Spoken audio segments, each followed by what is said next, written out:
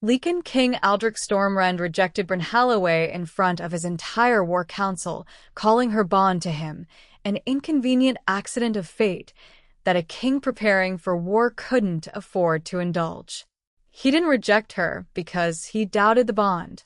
He rejected her because his generals had convinced him, in the weeks leading up to that terrible council session, that a king distracted by a lowborn healer's daughter would never command the respect necessary to lead Stormrend's forces against the encroaching Duskfall Empire. Bryn didn't cry in front of the council. She simply nodded, thanked him for his honesty, and walked out of Stormrend's great hall with a composure that took every ounce of strength she possessed to maintain. 2 years later, Aldrich stood in the doorway of a border territory's grandest cathedral, watching Brynhalloway walk down the aisle toward Kael Ravensworth, the Lycan King of Ravenshold, Stormrend's oldest rival, and the single man in the entire Northern Territories Aldrich despised more than any enemy on any battlefield. She wore Ravenshold's colors. She smiled at Kael with a warmth Aldrich hadn't seen directed at himself in 2 years, if he was honest with himself, not since long before that catastrophic rejection. Aldrich had told himself, throughout 2 years of increasingly hollow victories and an ever-tightening crown that felt less like triumph and more like a cage, that rejecting Bryn had been the price of duty. Necessary. Unavoidable. Watching her bind herself permanently to his greatest rival, Aldrich Stormrend finally understood, with devastating clarity, exactly how completely he'd destroyed the one thing that might have actually made his crown worth wearing. The territories of Stormrend and Ravenshold had shared a bitter, generations-old rivalry, born from a border dispute 3 kings earlier that had never fully healed despite decades of uneasy, formal peace between them. Aldrich Stormrend and Kael Ravensworth had grown up hearing stories of each other's kingdoms as natural enemies, a rivalry that intensified considerably once both young men inherited their respective thrones within the same turbulent year.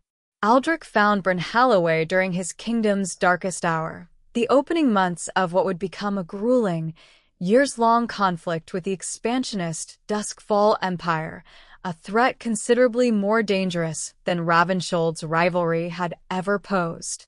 She was a healer's daughter serving in Stormrend's military infirmary, gifted with an intuitive medical skill that had saved dozens of soldiers' lives during the war's brutal opening campaigns.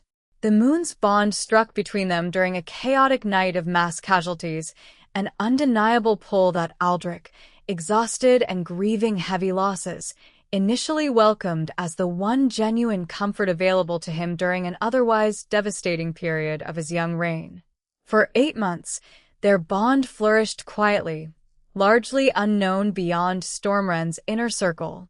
Then Aldrich's War Council, increasingly concerned about Duskfall's growing military pressure and the perceived instability of a king bonded to an unremarkable commoner rather than a politically advantageous, noble alliance, began pressuring him relentlessly to reconsider his priorities. Aldrich, exhausted by war and genuinely convinced, in his darkest moments, that his personal happiness constituted an unaffordable luxury his kingdom's survival couldn't accommodate, eventually succumbed to that pressure. He rejected Bryn before his full war council, believing, wrongly, though he wouldn't understand this for considerable time, that removing this distraction would somehow strengthen his ability to lead Stormrend through its ongoing crisis. The rejection accomplished nothing beneficial. Duskfall's pressure continued regardless. Aldrich's council, having successfully removed what they'd viewed as an inconvenient personal complication, simply found new justifications for their continued political maneuvering, largely indifferent to the genuine costs their manipulation had extracted from their king's personal life. Bryn left Stormrend within weeks of her rejection, eventually finding her way to Ravenshold's border territories, where her healing skills earned her a position within Kael Ravensworth's own military infirmary, and twist of fate that would, over the following 2 years, gradually develop into something neither of them had initially anticipated. The War Council chamber felt colder than usual the morning Aldrich finally, formally rejected Brynhalloway, though he understood, even as the words left his mouth, that the chill had nothing to do with the season and everything to do with what he was about to permanently destroy. "Your Majesty," General Corvain had said weeks earlier, initiating the pressure campaign that would eventually culminate in this devastating moment. Duskfall's forces continue massing along our eastern border.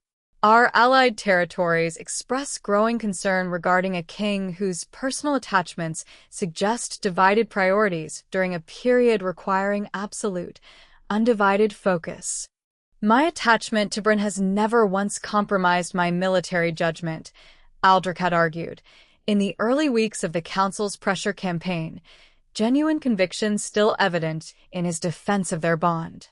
"Perception matters as much as reality in matters of alliance building, Your Majesty," Corvain had countered. "Our potential allies among the Southern Territories have expressed reluctance to formalize military support for a king they perceive as insufficiently committed to the disciplined focus this war demands."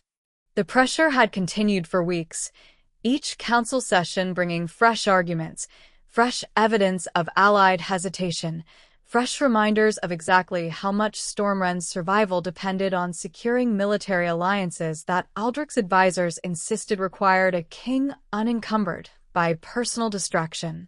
Aldrich had resisted, initially. He'd loved Bryn with a genuine, uncomplicated devotion that 8 months of war-torn chaos had made all the more precious precisely because of its rarity amid so much loss and grief.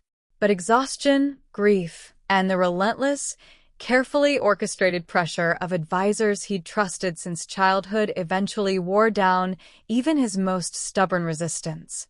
"I've made my decision," he announced, that final terrible morning, standing before his full assembled council with Bryn present at his specific, devastating request, a decision he would spend the following 2 years bitterly regretting, understanding too late that some conversations should never happen in front of an audience calculating political advantage from every word. "Brynhalloway," he said, forcing the words out with a coldness that felt, even as he spoke it, like a physical betrayal of everything genuine he'd once felt for her. "Our bond, while genuine, represents an inconvenient accident of fate that a king preparing for sustained war cannot afford to indulge. I formally reject this mating bond, effective immediately." Bryn's expression, watching from across the council chamber, revealed a devastation she controlled with a composure that impressed even the hardened generals present, several of whom shifted with visible discomfort at witnessing the human cost of their own careful political maneuvering. "I understand, Your Majesty," she said, voice steady despite the visible effort that steadiness required. "Thank you for your honesty."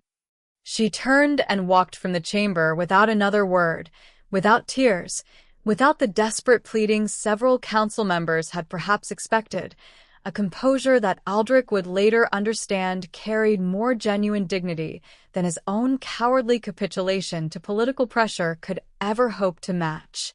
He didn't stop her. He told himself, in that moment and for months afterward, that stopping her would only prove his advisors' concerns correct, would only confirm exactly the weakness they'd spent weeks convincing him he couldn't afford to display.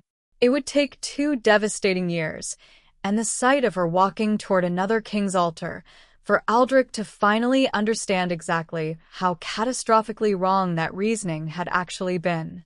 Bryn left Stormrend 3 weeks after her rejection, the lingering pain of the severed bond making remaining anywhere near Aldrich's court an agony she could no longer justify enduring. She traveled without clear destination initially, simply putting distance between herself and a kingdom that had, for 8 brief months, felt genuinely like home before her worth had been so publicly, devastatingly weighed against political calculation and found wanting. The border territories near Ravenshold offered eventual, unexpected refuge, a bustling military encampment desperately short on skilled healers, given Ravenshold's own ongoing tension with encroaching Duskfall forces along their shared northern frontier. She presented herself to the encampment's chief healer with practiced, professional composure, offering her considerable medical skills without mentioning anything about her recent, devastating history at Stormrun's court. "Your technique is remarkable," the chief healer observed, within days of Bryn's arrival, watching her handle a particularly complex battlefield injury with the same intuitive skill that had once earned her recognition throughout Stormrun's own military infirmary. "Where did you train?" "Stormrun's military infirmary," Bryn said carefully, offering only the professional truth necessary without volunteering additional, painful context. "Stormrun's loss appears to be our considerable gain, then," the healer said, apparently satisfied with the limited explanation, and Bryn allowed herself a small measure of relief that her professional reputation, at least, remained entirely untangled from the personal devastation that had actually driven her from her homeland. King Cale Ravensworth first encountered Bryn roughly a month into her service at the border encampment, arriving to personally review his territory's military preparations against mounting duskfall pressure and finding, unexpectedly, a healer whose exceptional skill had already earned considerable reputation among his own soldiers. "You saved Captain Aldern's arm," Cale observed, reviewing medical reports during his formal inspection, genuine impressed curiosity evident in his tone. "Several of my own healers believed amputation was unavoidable." "Captain Aldern's injury required patience rather than drastic intervention," Bryn said, maintaining the careful, professional distance she'd cultivated since arriving at Ravenshold's border territory. "I simply took the time necessary to properly assess the actual damage before resorting to more permanent solutions." Something in her careful, measured response caught Cale's genuine attention, not simply her evident medical skill, but a certain quiet resilience beneath her professional composure that suggested considerably more complicated history than her brief, careful explanation offered. "Where did you train before joining my territory service?" he asked. "Stormrend," Bryn said, watching carefully for any reaction that might suggest Cale's rivalry with Aldrich extended into personal animosity toward anyone associated with his enemy's kingdom. Cale's expression flickered, genuine surprise rather than hostility. "Stormrend's loss, then, considering the exceptional quality of your training. Aldrich Stormrend must have been remarkably foolish to lose a healer of your evident caliber." He had no idea, in that moment, exactly how devastatingly accurate his casual observation actually proved to be. Bryn had expected, based on years of hearing Stormrend's carefully cultivated narrative regarding their generations-old rivalry with Ravenshold, that Cale Ravensworth would prove arrogant, ruthless, precisely the kind of calculating enemy king that decades of political propaganda had always painted him. The reality, discovered gradually over the following months as Cale's personal involvement in overseeing his territory's border defenses brought him into increasingly regular contact with the healer whose skill he'd come to genuinely respect, proved considerably more complicated. "You handle your soldiers with genuine care," Bryn observed one evening several months into her service, watching Cale personally check on wounded troops during one of his frequent visits to the border encampment's infirmary, a level of direct involvement Aldrich, she recalled with old, complicated grief, had rarely demonstrated even during Stormrend's darkest wartime periods. "They fight for my kingdom's survival," Cale said simply. "The least I can offer in return is genuine attention to their well-being, rather than simply treating them as expendable resources in whatever larger political calculation my advisors might prefer." Something in his straightforward answer, considerably different from the careful political maneuvering that had once dominated Stormrend's own war council, resonated with Bryn in ways she hadn't fully anticipated. "Your advisors don't share that particular philosophy?" she asked, curious despite herself. "Some do. Others believe a king's genuine care for his soldiers represents unnecessary sentiment that a kingdom at war cannot afford to indulge." Cale's expression carried a wry, self-aware humor that suggested he'd navigated exactly this particular tension considerably more successfully than Aldrich's own catastrophic capitulation had managed. I've found, generally, that soldiers fight considerably more effectively for a king who genuinely values their lives, rather than simply commanding their obedience through cold, calculated authority. Bryn studied him carefully, old grief and cautious, unexpected admiration tangling together in ways she wasn't entirely prepared to examine too closely. "That's a wise philosophy," she said finally. "I've had considerable time to develop it," Cale said. Ravenshold's own history includes several difficult lessons regarding the genuine cost of prioritizing political calculation over authentic care for the people a king actually serves. Their conversations continued, gradually, over the following weeks and months, developing into something considerably more personal than the careful professional distance Bryn had initially maintained. Cale's genuine curiosity about her life before Ravenshold, delivered without pressure or presumption, eventually earned enough trust that Bryn found herself, several months into their growing friendship, finally sharing at least partial truth about the devastating circumstances that had actually driven her from Stormrend. "He rejected you," Cale said quietly, once she'd finished a carefully edited version of her history, deliberately omitting Aldrich's specific name, though Cale's own knowledge of Stormrend's court politics made the omission largely unnecessary. Publicly, before his war council, political pressure convinced him our bond represented an unacceptable liability, Bryn said, old pain still evident beneath her careful composure. "I understand the reasoning, even if I've never fully reconciled myself to the outcome." "I don't understand it," Cale said, something genuinely angry entering his usually measured voice. Whatever political pressure existed, a king who genuinely valued his mate would have found a way to honor that bond while still managing his kingdom's legitimate concerns. Rejecting a true mate entirely, based purely on political calculation, suggests a fundamental failure of character I find genuinely difficult to comprehend. Bryn studied him carefully, something warm and cautiously hopeful stirring in her chest despite 2 years of careful, protective emotional distance. "You wouldn't have made the same choice," she said. "Not quite a question." "Never," Cale said, with a conviction that left no room for doubt.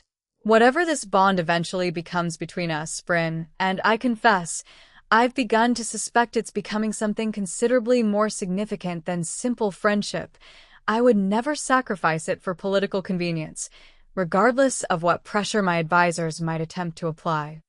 The admission, delivered with careful, deliberate honesty, marked the beginning of a courtship considerably different from the whirlwind bond that had once connected Bryn to Aldrich, slower, more deliberate, built on genuine friendship and mutual respect rather than simply the moon's undeniable pull. It took nearly a year of careful, gradually deepening friendship before Bryn and Cale finally acknowledged the genuine romantic connection that had steadily developed between them, considerably different from the immediate, overwhelming pull of a true mate bond, but no less genuine for its more deliberate, chosen nature. "I need you to understand something," Bryn told him, during the conversation that finally, formally acknowledged their growing feelings for each other. "Whatever develops between us, it won't carry the moon's formal bond the way my connection with Aldrich once did. I don't know if that changes anything for you."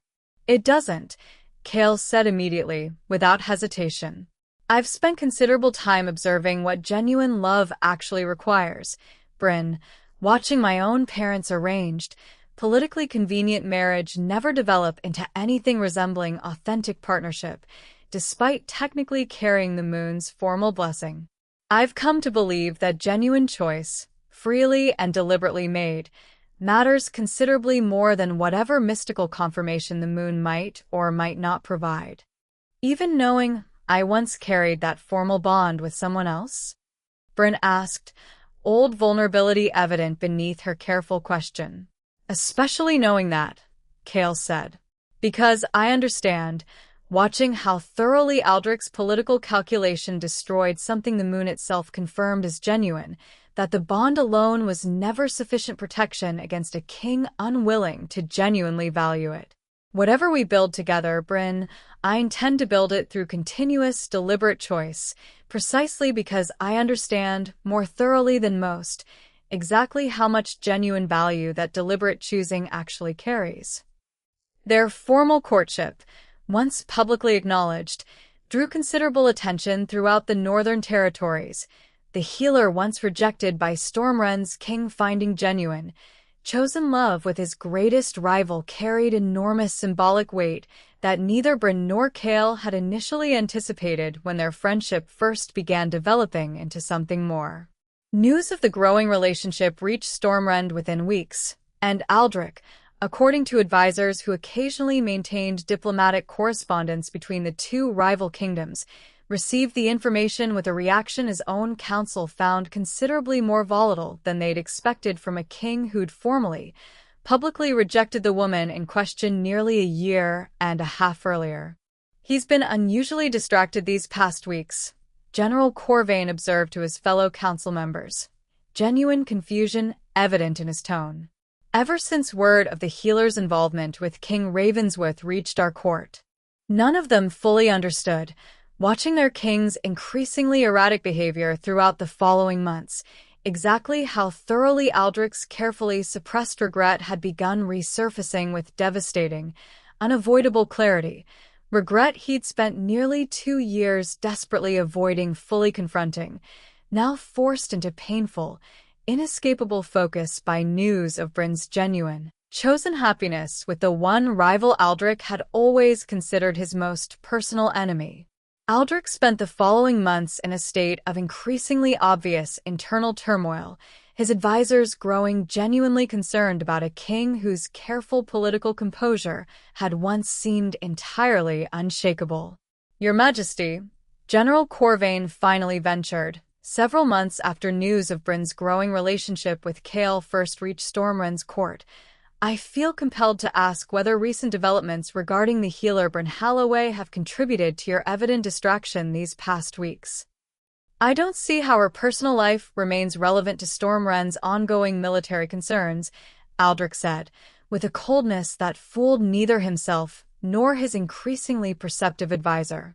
"Perhaps not directly relevant to military strategy," Corvain said carefully, "though I confess, Your Majesty, considerable guilt regarding the Council's role in pressuring your original decision.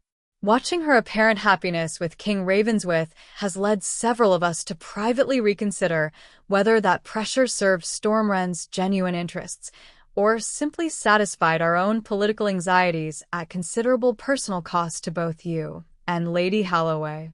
The admission, unexpected from a general who'd once championed the rejection most forcefully, struck Aldrich with unexpected force. "You believe I made a mistake," he said quietly. "I believe," Corvain said, choosing his words with obvious care, "that Stormrend's military position has improved considerably over the past 2 years, largely through strategic alliances and defensive improvements that had little genuine connection to your marital status. I believe our original concerns regarding perceived instability were, in retrospect, considerably overstated. And I believe, watching your evident distraction these past months, that whatever you sacrificed in rejecting Lady Halloway continues costing you considerably more than any political benefit our pressure campaign ever actually secured." Aldrich absorbed this unexpected confession with a complicated mixture of vindication and devastating, renewed grief. "It's too late for that assessment to matter," he said finally. "She's found genuine happiness with Kale. Whatever mistake I made, correcting it now would only serve to disrupt a relationship that appears to be bringing her considerably more genuine joy than our own bond ever fully achieved, even during our happiest months together." "Perhaps," Corvain acknowledged. "Though I wonder, Your Majesty, whether that assessment stems from genuine concern for Lady Halloway's happiness, or from your own reluctance to confront exactly how thoroughly our council's manipulation cost you something genuinely irreplaceable."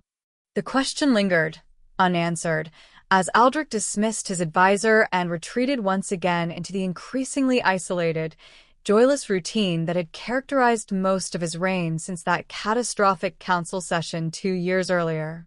He told himself, repeatedly, throughout the following weeks, that Bryn's happiness mattered more than his own devastating regret. He told himself that intruding on her genuine, chosen relationship with Chaol would prove exactly the kind of selfish, politically motivated interference he'd already inflicted on her once before. He almost believed it, right up until the formal invitation to their wedding arrived at Stormrend's court, a diplomatic courtesy extended to neighboring territories, including, with what Aldrich suspected was either genuine diplomatic protocol or Chaol's own calculated demonstration of confident triumph, an invitation for Stormrend's king to personally witness the union. The formal wedding invitation sat on Aldrich's desk for 3 full days before he finally, reluctantly opened it, some instinct warning him that whatever the elegant parchment contained would prove considerably more devastating than routine diplomatic correspondence typically demanded. He read the formal announcement of Bryn and Chaol's upcoming marriage with a hollow, aching devastation that 2 years of careful emotional suppression had never fully prepared him to properly manage. "You should decline," General Corvain advised, once Aldrich had reluctantly shared the invitation's contents with his closest advisors. "Attending would serve no genuine diplomatic purpose, and I suspect, Your Majesty, considerable personal difficulty given the obvious history involved. Declining would suggest exactly the kind of petty, personal grievance that could genuinely damage Stormrend's careful diplomatic relations with Ravenshold," Aldrich said, though even as he spoke the words, he understood they served as much to convince himself as to explain his reasoning to Corvain. "I have a diplomatic obligation to attend, regardless of personal complications." "Your Majesty," Corvain said carefully, "I've served this council long enough to recognize when duty serves as convenient cover for considerably more complicated personal motivations. Are you certain attending this wedding serves Stormrend's genuine interests, rather than simply your own need to witness something you clearly haven't yet fully reconciled yourself to accepting?" Aldrich had no honest answer that didn't require confronting exactly the devastating truth Corvain's careful question implied. He attended regardless, arriving at Ravenshold's grandest cathedral 3 weeks later with a formal diplomatic delegation, maintaining careful, practiced composure throughout the elaborate pre-wedding festivities, despite the increasingly overwhelming grief threatening to shatter his careful public performance entirely. He caught his first glimpse of Bryn the morning of the ceremony itself, glimpsed briefly through a cathedral corridor as she moved between preparation chambers with her wedding attendants, radiant, genuinely joyful in a way that struck Aldrich with devastating, undeniable force. She hadn't looked that genuinely happy, he understood with painful clarity, during even their own happiest months together, before political pressure and his own cowardly capitulation had destroyed whatever genuine future they might have built.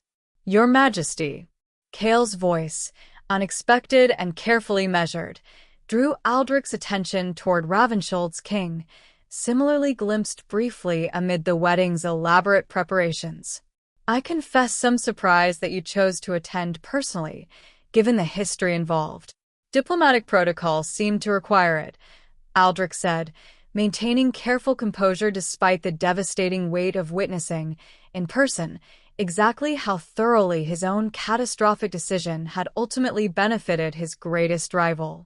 Chaol studied him for a long, assessing moment, something that might have been genuine sympathy, or perhaps simply calculated triumph, flickering behind his own carefully controlled expression. "She's happy, Your Majesty," Chaol said finally. "Genuinely, completely happy, in a way I understand took considerable time and patience to properly rebuild, following whatever devastation your own decision once caused her. I intend to ensure that happiness continues for the remainder of both our lives, regardless of whatever complicated feelings this particular wedding might stir for you personally." The words, delivered without genuine malice but with unmistakable, protective conviction, settled into Aldrich's chest with devastating, undeniable finality. He had lost her, completely and permanently, through his own catastrophic failure 2 years earlier. And watching Cale's genuine, protective devotion, Aldrich understood, with painful clarity, exactly how thoroughly his rival had earned the happiness that Aldrich's own cowardice had once so carelessly discarded. The wedding ceremony itself unfolded with an elegant, genuine joy that Aldrich found himself unable to fully look away from, despite every instinct urging him toward the merciful distraction of formal diplomatic small talk with the various dignitaries surrounding him throughout the cathedral's packed pews. Bryn walked down the aisle in Ravenshold's deep blue and silver wedding colors, her expression radiant with a genuine, uncomplicated happiness that struck Aldrich with devastating force.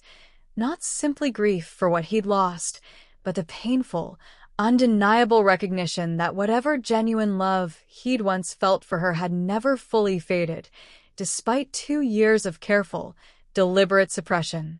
He watched her exchange vows with Cale, watched the genuine warmth and mutual respect evident in every glance they shared throughout the formal ceremony, and understood, with painful clarity, exactly how thoroughly his own 2-year-old rejection had actually served her ultimate benefit, however devastating that particular truth proved to accept. "I promise," Cale said during his formal vows, "to choose you deliberately every single day, understanding fully the genuine value of choice freely made rather than simply assumed through fate's mystical confirmation." Bryn's response, equally heartfelt, carried an echo of old pain transformed into genuine, hard-won wisdom.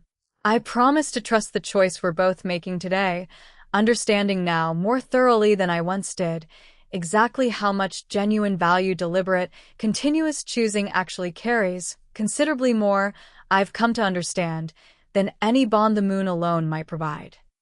The words, though not directed specifically at Aldrich, landed with devastating personal weight, confirming everything he'd gradually, painfully come to understand throughout the preceding months of watching her happiness develop from a careful, respectful distance.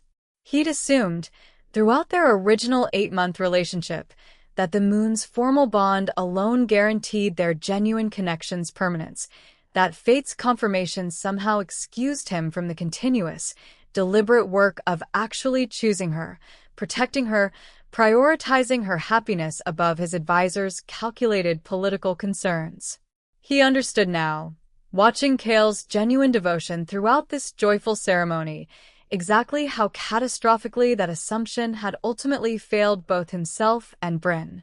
The reception that followed provided little genuine relief from Aldrich's devastating internal reckoning, forced to maintain careful diplomatic composure throughout hours of celebration that highlighted, with increasing clarity, exactly how genuinely happy Bryn had become since leaving Stormrun's court behind. "Your Majesty," Bryn's voice, unexpected and carefully composed, drew Aldrich's attention during a brief lull in the formal celebrations. "I wanted to thank you personally for attending, despite whatever complicated history exists between us.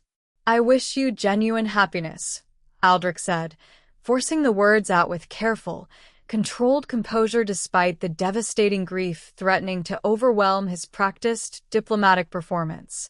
"You deserve considerably more than what I once offered you, Bryn. I understand that now, however belatedly." Something in her expression softened, old grief and hard-won peace evident in equal measure. "I've made peace with what happened between us," she said. "I won't pretend it didn't cause considerable pain at the time, but I've come to understand that Cale's genuine, deliberate choice to love me, rather than simply the moon's mystical confirmation that we were once destined for each other, offers something considerably more valuable than what our own bond ultimately provided." The words, delivered without cruelty but with unmistakable, painful truth, confirmed everything Aldrich had spent the preceding months desperately trying to avoid fully accepting. He had lost her, permanently and completely, not simply through political pressure's devastating influence, but through his own fundamental failure to understand exactly what genuine love actually required: continuous, deliberate choosing, rather than simply passive reliance on fate's initial confirmation. Aldrich returned to Stormrend following the devastating clarity of Bryn's wedding with a profound, unavoidable reckoning regarding exactly how thoroughly his own catastrophic decision had reshaped the remainder of his reign. He didn't remarry, despite his council's periodic, careful suggestions regarding politically advantageous alliance marriages that might, they argued, provide Stormrend with additional strategic benefits during the ongoing tension with Duskfall's continued military pressure. I've learned, at considerable personal cost, exactly what genuine partnership actually requires, he told his council, several months after returning from Ravenshold's wedding, formally declining yet another proposed political marriage. I have no interest in repeating the same catastrophic mistake through a different, equally calculated arrangement. The years that followed brought considerable professional achievement to Aldrich's continued reign, the Duskfall conflict eventually resolving through a combination of strategic military success and careful, genuine diplomatic alliance building, achievements that, ironically, proved his council's original concerns regarding his supposed distraction entirely unfounded. Stormrend prospered under his continued leadership, though Aldrich himself carried the weight of his personal devastation with a quiet, private grief that rarely surfaced beyond his most trusted advisor's careful observation. "You've built genuine prosperity for this kingdom," General Corvain observed, several years into Aldrich's continued solitary reign, despite carrying considerable personal grief throughout most of that achievement. "I confess, Your Majesty, continued guilt regarding the Council's original role in pressuring a decision that cost you something genuinely irreplaceable. The Council's pressure doesn't fully explain my own failure," Aldrich said, having spent considerable time over the intervening years developing genuine, hard-won wisdom regarding his own culpability. "I made the final decision, Corvain. I chose political calculation over genuine love, believing, wrongly, that duty and personal happiness existed in fundamental opposition. I understand now, considerably more thoroughly than I did then, exactly how catastrophically that belief failed both myself and Bryn." He maintained careful, respectful distance from Ravenshold's ongoing affairs throughout the following years, occasional diplomatic correspondence confirming, through careful, professional channels, that Bryn and Cale's marriage continued flourishing, children eventually born to their genuine, deliberately chosen partnership, a thriving healers' guild Bryn established throughout Ravenshold's territory, evidence of exactly the kind of genuine, lasting happiness Aldrich's own catastrophic decision had permanently forfeited. He found, gradually, over the years that followed, a kind of quiet, sustainable peace in dedicating his continued reign toward ensuring no future Stormrend king would ever face the same devastating pressure to sacrifice genuine love for calculated political convenience. He formally restructured Stormrend's succession laws, ensuring future heirs would never face council pressure demanding rejection of genuine mate bonds for political advantage. He established careful protections, drawn directly from his own devastating experience, designed to prevent any future advisor from wielding the same catastrophic influence that had once cost him everything genuinely irreplaceable. It offered no genuine restoration of what he'd permanently lost, but it provided, gradually, a meaningful way to ensure his own catastrophic mistake ultimately protected future generations from suffering the identical devastating cost. 10 years after that catastrophic council session, Aldrich Stormrend had transformed into a king his kingdom genuinely respected, not simply for his eventual military and diplomatic achievements, but for the quiet, hard-won wisdom that had gradually reshaped his entire approach to leadership following his own devastating personal loss. He never remarried, understanding, with the clarity a decade of careful reflection had eventually provided, that whatever genuine capacity for that particular kind of love he'd once possessed had been permanently, irrevocably spent on a bond his own cowardice had catastrophically destroyed. He found, instead, considerable genuine purpose in mentoring young rulers throughout the Northern Territories, offering hard-won counsel regarding exactly the kind of devastating pressure that had once cost him everything genuinely irreplaceable, counsel that, according to several grateful young monarchs over the following years, had helped prevent at least a handful of similarly catastrophic decisions from claiming other genuine bonds. On the 10th anniversary of Bryn and Cale's wedding, Aldrich received an unexpected letter, a formal invitation to visit Ravenshold's territory, extended not through careful diplomatic protocol, but through what the accompanying personal note described as genuine friendship, hard-won through considerable time and mutual understanding. He accepted, traveling to Ravenshold with none of the devastating grief that had once accompanied his attendance at their original wedding ceremony, replaced instead by a quiet, hard-won peace regarding exactly how thoroughly time and genuine reflection had ultimately reshaped his own understanding of that catastrophic chapter in his life.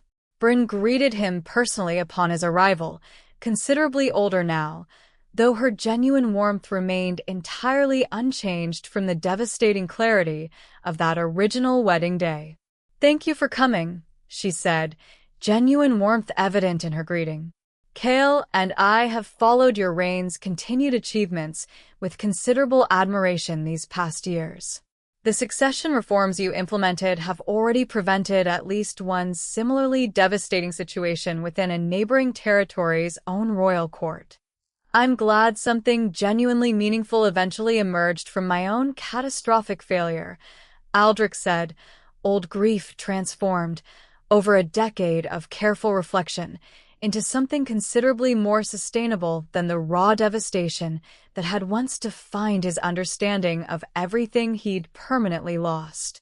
Cale joined them shortly afterward, his own genuine warmth toward his once rival considerably evolved from the careful, protective tension that had characterized their original wedding day encounter. "I confess," Cale said, "I once considered you my kingdom's most significant rival, Aldrich. I've come to understand over the years that whatever rivalry once existed between our territories mattered considerably less than the genuine respect I've developed watching how thoroughly you eventually transformed your own devastating mistake into meaningful protection for others." Aldrich studied the two of them together, genuine happiness evident in every interaction between them even a full decade into their marriage, children now old enough to accompany them throughout the estate's gardens, a thriving partnership built entirely on the deliberate, continuous choosing that Aldrich himself had once failed to properly understand. "I hope," he said finally, "that whatever peace I've found in these intervening years offers some measure of genuine acknowledgement regarding exactly how thoroughly you both deserve the happiness you've built together. I spent considerable time believing my own devastating loss represented the story's true tragedy. I understand now that the genuine story was always your own hard-won, deliberately chosen happiness, considerably more meaningful, ultimately, than whatever the moon's original bond alone might have provided." Above them, as evening settled over Ravenshold's peaceful, prosperous territory, the moon rose full and silver over a kingdom built on genuine, deliberate love, and Aldrich Stormrend, watching from a respectful, hard-won distance, finally, completely accepted the painful but ultimately meaningful truth his own catastrophic decade-old mistake had eventually taught him. Some losses, however devastating, could still be transformed into something genuinely meaningful, not through impossible restoration of what had been permanently lost, but through the quiet, deliberate choice to ensure that loss ultimately served a purpose considerably larger than his own solitary grief. The end.